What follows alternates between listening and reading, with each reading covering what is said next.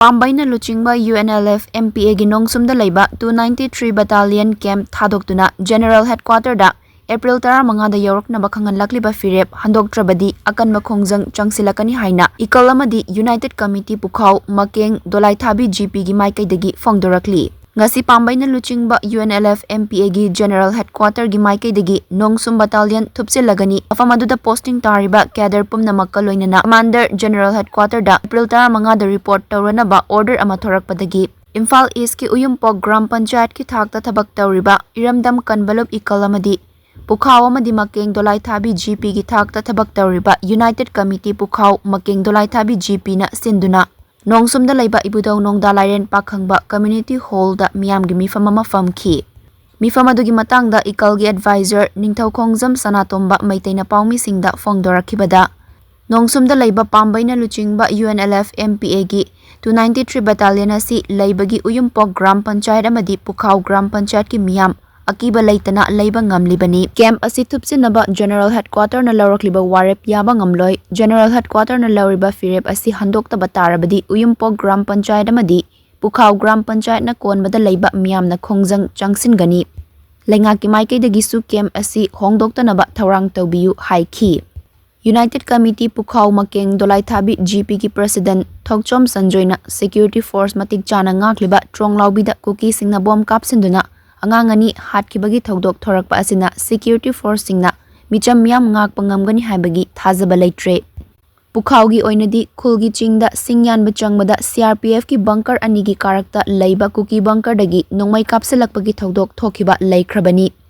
Khundrakpam Kendragi Makeng Dolaithabi GP gi maningda leiba khul kaya cookie singna yummai thaduna talakpadagi ngasi fawba relief camp ta leiri Cookie singna Pukhau Tarapur fawba loisinna ba hotnarambadagi khulngakpa miyamna kalhauki Nongshumda Pambei na luchingba UNLF MPA gi camp ama leirakpadagi cookie singna maitaida landaba ngamdana lakli karigumba camp asi lauthokiba tarabadi Pukhau Makeng Dolaithabi GP amadi Uyumpok Gram Panchayat ki khulpumba kudong thiningai oirakani camp hongdoknaba lawrakliba firep handokpiu haiki ngasi je khanghogdana order amakak akoigi magai sida Laiba MPA Battalion number 293 akoi Nongshum da laiba battalion se masi tang 35 phawbagi manungda mafam se thadoga headquarter da chatkadabani haibagi order amakak akoi gi khutta thungare phangare matang sida akoi haunaruba naidana makai sida leijariba khungang mayamgi imaibel ahallaman khudingmangna Karamba kanana tholopo order no haiba matamda masi akoi headquarter MPA gi Pambei na luchingba akoi gi UNLF ki headquarter gi tholopo order ne haiba chi akoi khangjare masi da haijaningi ba langningi ba point di mege tang ahum dagi cookie jingna lal horaba narcotic sina narcotic sina lal horaba matungda mafam chida MPA lakpadagi mafam je ngak senbidana yamna santi oidana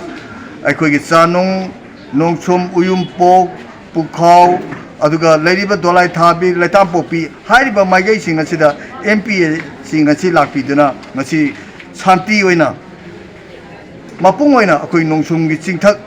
Uyumpokki chingi mathak sida leibidana leibam pidana khunjajingna aikoibu ngakpi senbiragadi nungaina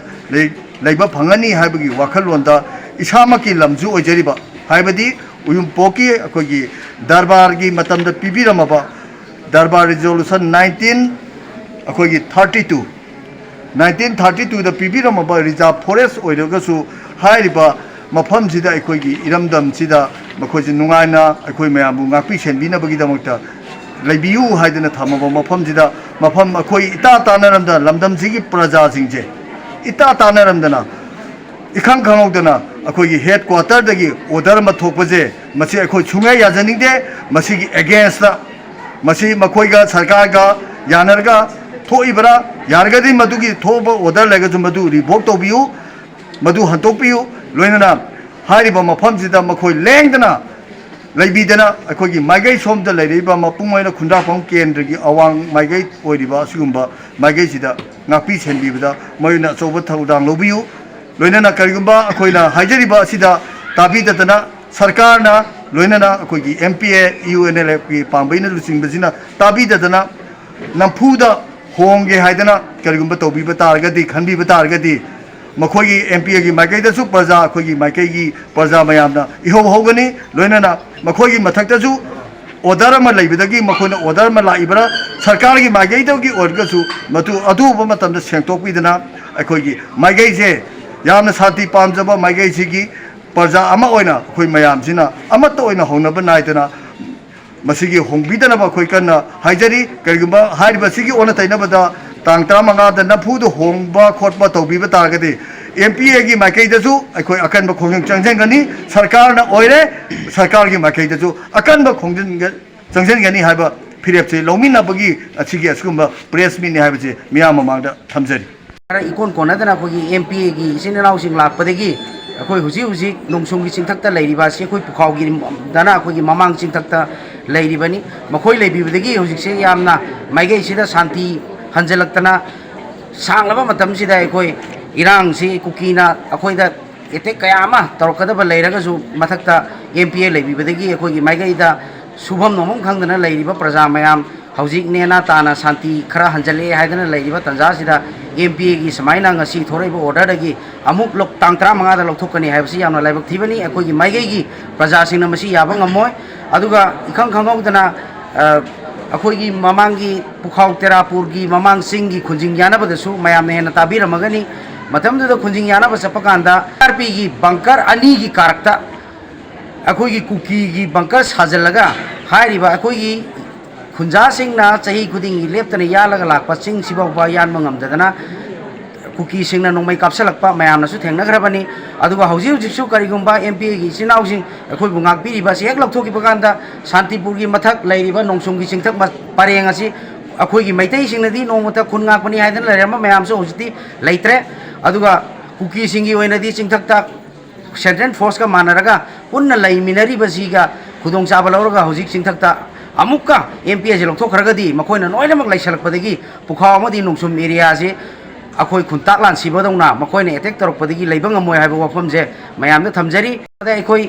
थाजबा थमदे हौजी हौजिकसु ngarang nahan khakta thokriba tronglawbi da thokriba incident mayam su en khangbiramnagani kasu khangjariba angang ani nungmidang kumaga attack tongdana hatok pikhiba ekhoi gi maige sisu kuki ga nakna leiminaba karigumba MP gi sinau jingji chakharbadi hairiba thokdok sing asi tholoi hainingai leite maramaduna MPA gi aduga UNLF ki ichilinau sing nasu hariba order si kaigumba masi yaragadi athu matamda withdraw tawbiyo sarkar na sigumba yathang pibiramba leragasu athu matamda withdraw tawbiyo akhoi gi maikai gi praja sing shanti pami akhoi maigai da huji shanti tapna tapna hanjalai ba si karigumba MP gi sinau sing si leitrabadi shanti soidana kairakani mayam punam soida leiriba tangdu leitana leiba si leibanga moy habo famje mayam punam ta thamjari